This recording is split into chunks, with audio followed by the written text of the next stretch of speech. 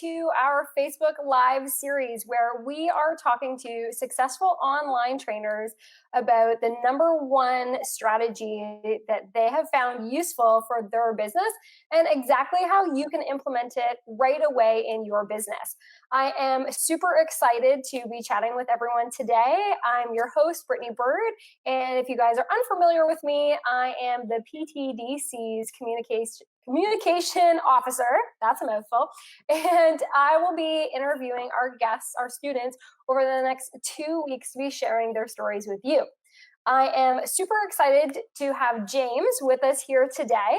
And now James is an OTA graduate, and he has had tremendous growth since taking the OTA course. So just a little bit about James. He's helped multiple athletes win medals.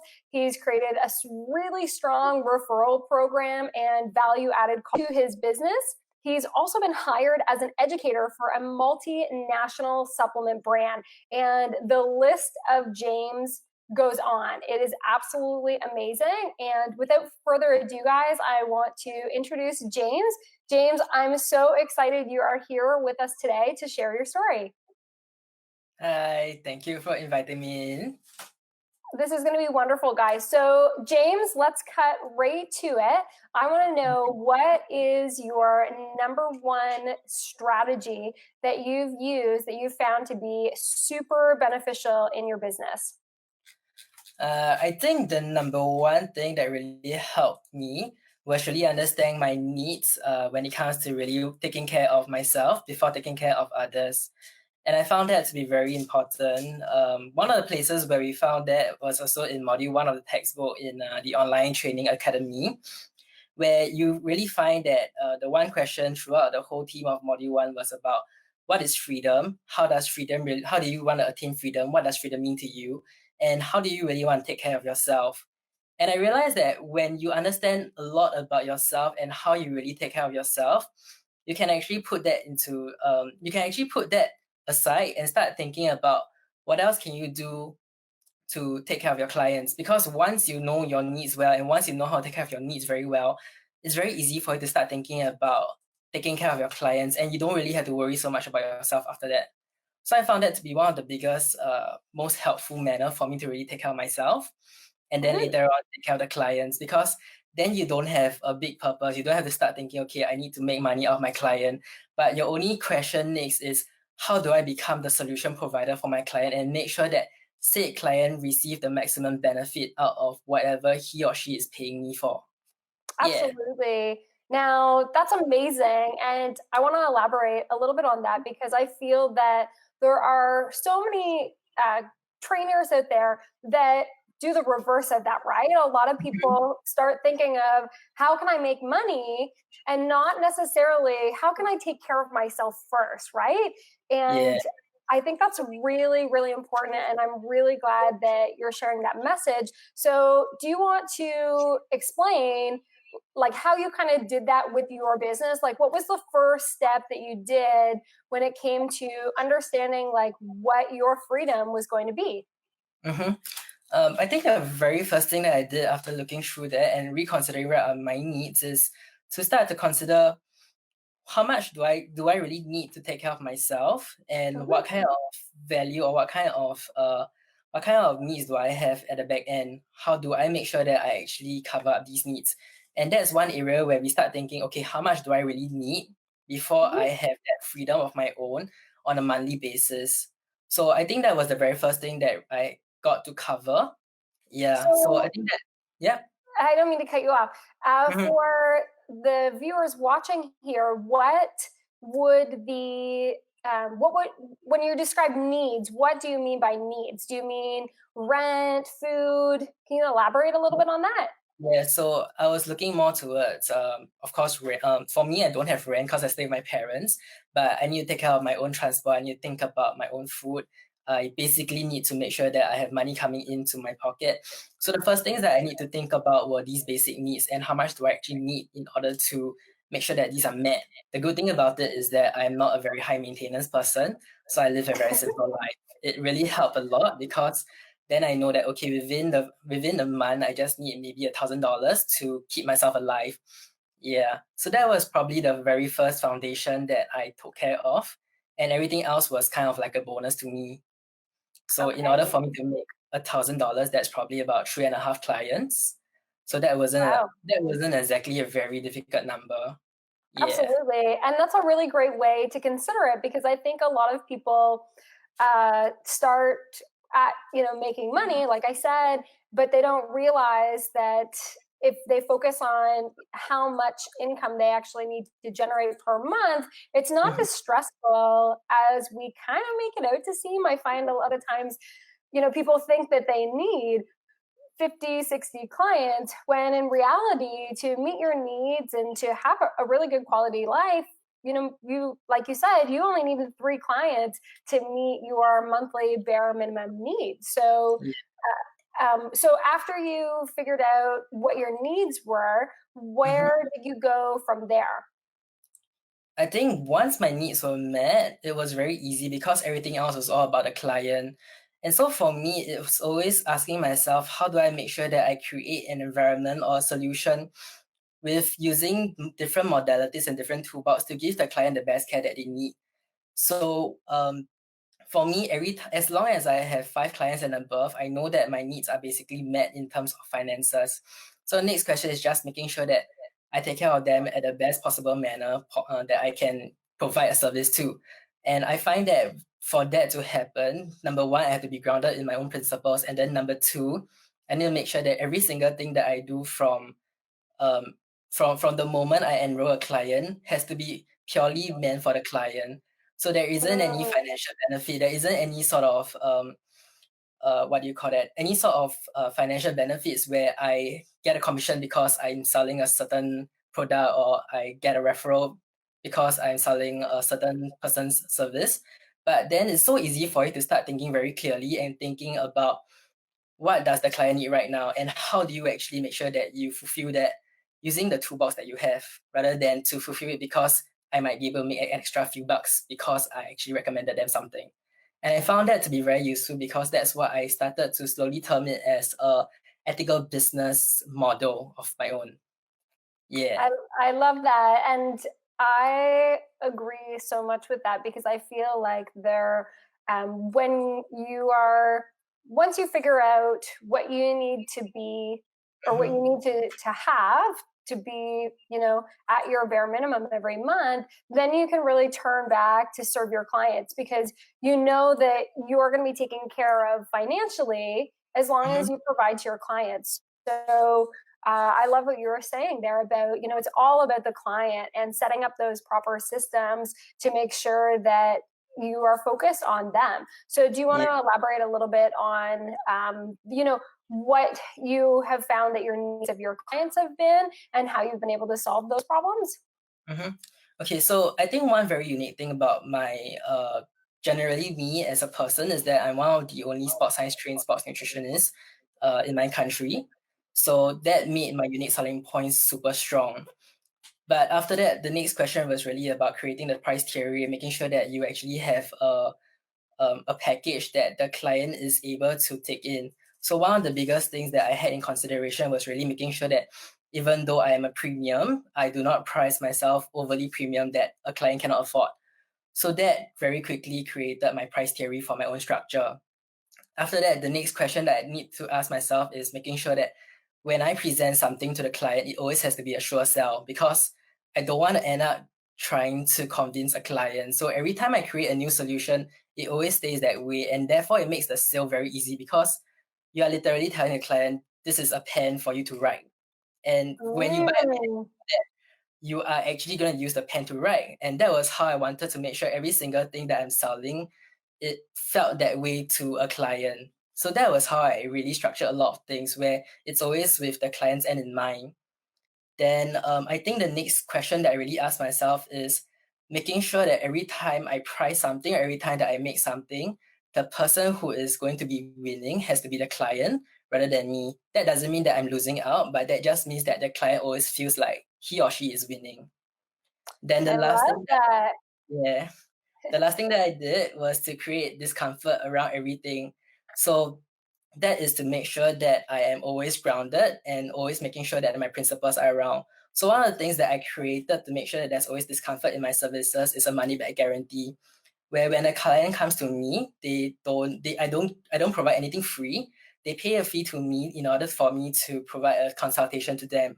However, if the consultation doesn't go well, or if the client's unhappy in any single way, I allow them to get a refund with no questions asked. So that created some sort of discomfort. But that also meant that I have to make sure that my job is always done well 100% of the time. Otherwise, I will have a high amount of money back, which is something that's not good for business. Absolutely. I really love that concept, because I really think that that holds you accountable as well. If you know that if you don't do your job very well, that that person can essentially just ask for their money back. Yeah. That's very great. Mm-hmm. So, to new trainers and trainers that are out there watching, what would you say? Could you give them some guidance on the importance of why they should really start with taking care of their own needs versus starting where most of us start and just think about the money, right? Because everybody thinks, oh, I need to make money. I need to make money. I'll structure everything else later. What do you tell them? Yeah, I think that was actually a question that I was speaking to somebody else very, very recently. I think that one of the things that as a new trainer you really have is your raw experience. And the thing about all of us being new people is that we all have our own backstory. That is probably your biggest selling point to anybody else that you're going to be selling to tomorrow. And that really means that if you know how to take care of yourself and you know how to relate to the problems you have ever faced before, you now have your own side of ground and your own side of your own set of theories and your own sets of playing field where you can start setting down the rules and you know who you need to help, you know who you probably can create the best solutions for right now. So that creates a lot of playing field in terms of your own unique selling point. The next question will be, how do I now focus on myself? So if you already know these solutions for yourself, all you need to find out right now is what kind of needs do you want to meet in order, and that will really create the purpose for why you actually want to sell, whether online or offline, because that boils down to the main question of why are you trying to make money? What do you really want to pay for? And what do you really want to do with this money that you are creating for yourself? And I find that to be so important because not only now do you have a newfound purpose for yourself, you also have a newfound purpose for your own clients. So that is literally a two-in-one situation. Yeah. Absolutely. Yeah. Now, did you find, in OTA, we talk a lot about freedom, right? And Mm-hmm. do you want to describe, because we talk about it in module one, what does freedom mean to you, and what brought you to that, the number that you created? Like for a lot of people, some of them might not have the benefit of living at home with their parents, or Yeah. they might live, for example, we're in Canada here, so in Toronto. So what would you recommend to those people that are, like, they're trying to figure out, their freedom, Mhm. like, but they don't know what that is, right? Because they've been kind of stuck in the make money, make money. How would you Mhm. describe, like, figuring out what freedom means to them? Mhm.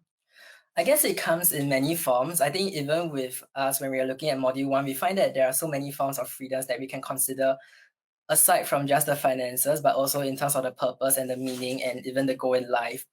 When we talk about finances, I think the easiest way to really figure out what is your freedom number is to look at your past bank account and reconsider the averages that you're spending on a monthly basis. That's probably a very good way for you to find out whether that number makes sense. And if you know about that number, it's very easy for you to decide whether you want that to be your number or whether you need extra. Yeah, of course, for me, 3.5 clients equals to how much I need per month, but that's not exactly my total freedom number because we still need to add in things like reserve finances for rainy days, or we need to add in things like potential investment for marketing, potential investment for branding. What if I want to buy my client a new gift that might cost like 10 clients, for example? So these are things that you might need to reconsider too. Then aside from that, you might want to consider about your purpose and goal. Because remember, we were talking about backstory just now. We're talking about creating new purposes for yourself and creating a unique selling point and playing at your own level field. these are also potential reasons for yourself to consider what is my end goal aside from just money.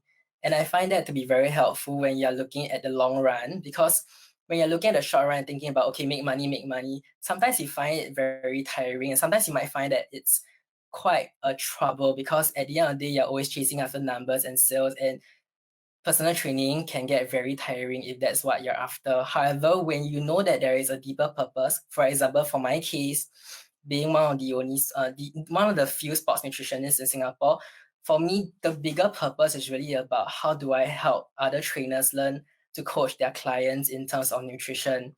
And that became a very big purpose for me. And when I feel like giving up, that was what really keeps me going. That keeps me grounded and rooted. So when these kind of questions come into play, then you find that you don't always have to think about the money. There are bigger purposes in life that might be helpful for you to stay there on the long run. And if today you were to fall down, what happens to the other 20 people you could have helped if you had kept on going? So those were little freedom questions that I started asking myself and reconsidering whether the struggle is worth it or not. Because let's be honest, whether you're selling online or offline, the truth of the matter is that it's very difficult. It's a lot of hard work, and you're not going to be sitting down by the beach drinking your soda, looking at some Rolex watch, or driving your supercar. The truth of the matter is that you're going to be doing a lot of hard work before you even think about getting your first Hyundai or your first Cherry QQ. Yeah, and these are really big milestones that when you really hit them, you feel the excitement, because those are really just bonuses at the end of the day. The real things that really keeps you going are the ones that you really know in terms of your purpose in life. At least that's to me what freedom will sound like. Yeah. Absolutely. I love that answer.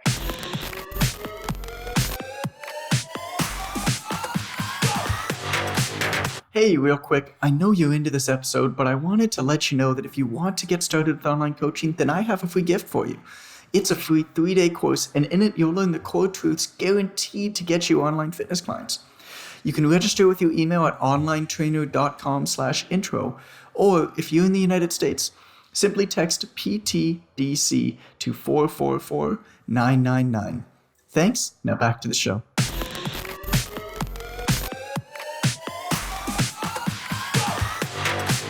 James, I want to thank you for joining us today. And for those of you that are watching, I forgot to mention at the beginning of this that throughout the next 2 weeks, we are giving away one of the books that John Goodman has wrote. So I see that Amber is on here. So Amber, if you could kindly choose one of our viewers, and we'll be sending you out a book for thanks for watching.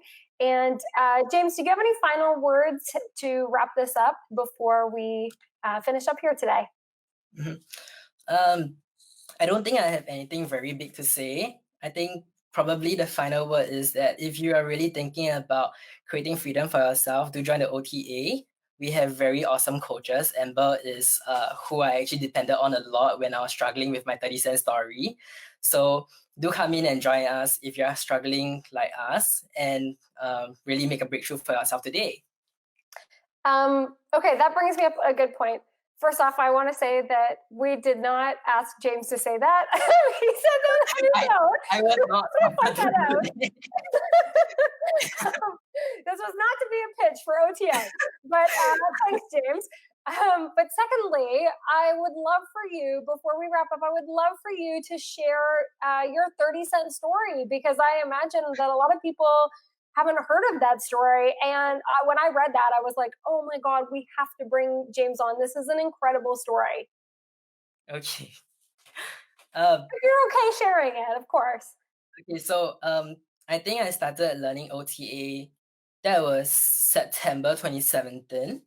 So that was a very tough year, because that was actually the year that I was doing my final job, but money was not the most stable income. The most stable, not because my boss didn't want to pay me, but because there were a lot of late payment, and so my boss didn't really have that much of a choice. So that was also the year where I decided, okay, I don't really want to have this kind of life for like forever, because that's not exactly practical. So what I did was actually to open my own company with a partner. So we did that, and then one of the things that I realized was that when you open a company, you need to learn how to sell. But throughout by then I think that was my 7th year in the fitness industry. But throughout my 7 years in the industry, I always had a reason to not sell. So for example, I'm studying and therefore like I have a platform as personal training, but I don't really need to sell. Or I'm doing things like curriculum development. I was a mental skills trainer. Little things like this, they didn't really need the skill of sales because you had a boss who is going to be helping you to sell. But everything changes the moment you say, I'm going to set up a company, I'm going to go on my own. So that was the one reason that made me decide, okay, I think I should learn how to sell.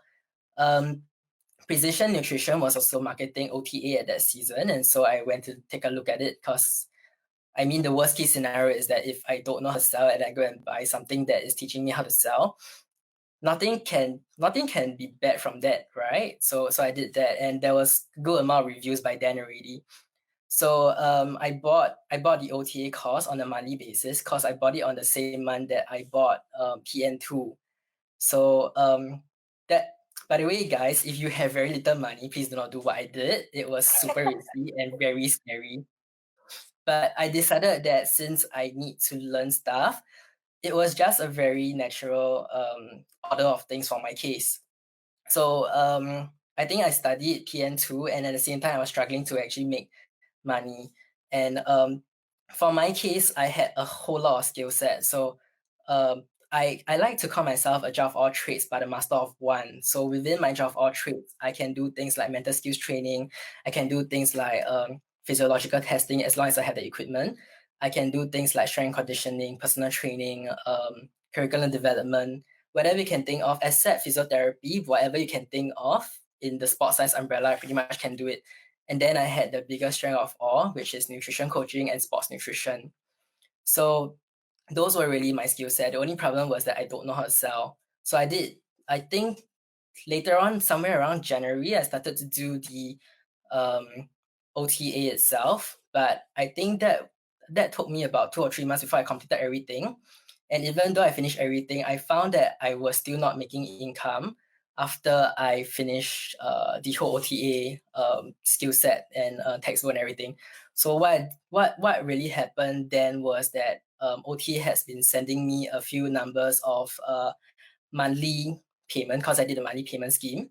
And I found that within the last 3 payments, I didn't have enough money to pay. And I was always struggling to pay them. So at the very last payment, I checked in on my bank account and realized that I only had 30 cents left. So that was very scary to me because like when you don't have a choice but to only have 30 cents in your bank and nobody else in the world is going to accept you as an employee because you have your own company, you cannot survive. So I dropped OT a very quick email, and Amber really replied then. So Amber really sat down with me to think about so what really happened was that Amber looked at my Facebook first, and then she dropped me a message.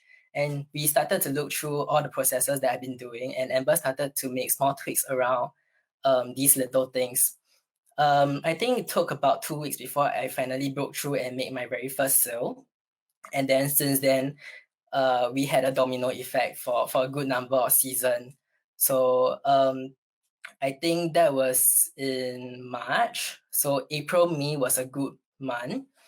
And then by September, I managed to get out of my home and started working outside and rent myself a co-working space. What really happened since then was that I took out everything that I learned from Online Trainers Academy towards offline.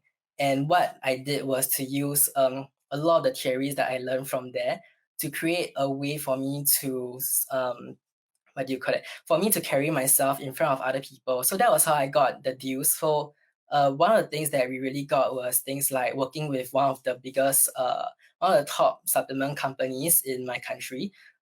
They sell supplements, but because I'm not a brand biased person, I can only work with chains that actually sell a whole lot of supplements. So those were one of the companies that really wanted to work with me. I also got to see. Sorry, yeah. I also got to sit with expert panels of many different companies. Who else did I do with? I got a podcast with Esquire Singapore. I had a bunch of other quite a good amount of successes, to be honest. Even Fitbit was working with me at a certain point of time where we tried to actually input their watches into my services. Yeah.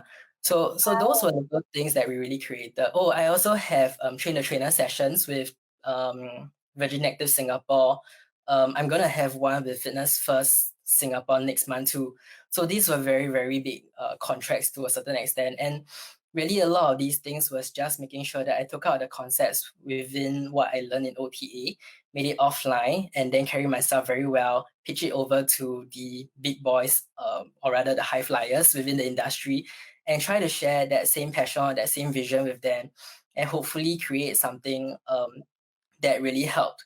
So a lot of my visions in terms of my purposes that I wanted to do in being a sports nutritionist really happened mainly because I learned how to start selling and learn how to have a new eye for looking at sales and business development and branding marketing. And these are not things that I can learn without OTA, to be very honest, because you probably need to pay a whole lot more money to learn like even a small module of whatever OTA is teaching you. And then you need to break it down from the very complicated sciences to simple stuff. But OTA make it very easy for you to learn these stuff. And once you put in your critical thinking mindset, it changes the whole story. So it's very easy for you to now show what you can do as an individual and how you can be that problem solver for a problem that a lot of people might see a need for. Yeah, so that was really how my story really began. And then Amber became very happy every time I dropped her a message because she'll think that like there's gonna be a new good news happening. Aw, that's Yeah. amazing. Amber is awesome. I have had the pleasure of working with her already, and Mhm. she's absolutely wonderful. So, can you, just in the last couple of minutes, can you share some of the tips that Amber gave you? Um, I think the biggest one that Amber shared with me was to think about who I want to work with. So I think the exact question that she posed to me was, who do you find happiest to wake up and serve? Or rather, who do you want to wake up to work with tomorrow that will not make you feel like dreading about being a personal trainer? And that was one of the few questions that I really hold on to up to today, because you are constantly thinking about how do you make sure that your services always serve the crowd that you want to serve and make sure that they really are being well taken care of without burning yourself out. Yeah. Absolutely. Well, wow, James, what an incredible story to go from having 30 cents in your bank account to having all of this amazing experience, working with Fitbit, and then also working with that supplement company. That is absolutely incredible. Yeah. So, James, I want to thank you so much for joining us today and sharing your story. And do you mind that if any of the viewers out there have any questions, if they could put in the comments and maybe you'll be able to respond to them if they have any questions for you? I can do that for sure. Okay, excellent. Well, those of you that are watching, we are so grateful that you joined us today. We're going to be going live from Tuesday until next Friday. So you can tune in here at 12:30 p.m. Eastern Standard Time. We have 9 more incredible people to share with you, and we have some incredible stories as well as some tips. And we will be giving out books every day as well. So Amber will be reaching out to one of you, and we'll post in the comments as well afterwards who the winner of the book is. And yeah, guys, thanks so much for joining us today, and we'll see you again tomorrow at 12:30 p.m. Eastern Standard Time. Bye. Bye.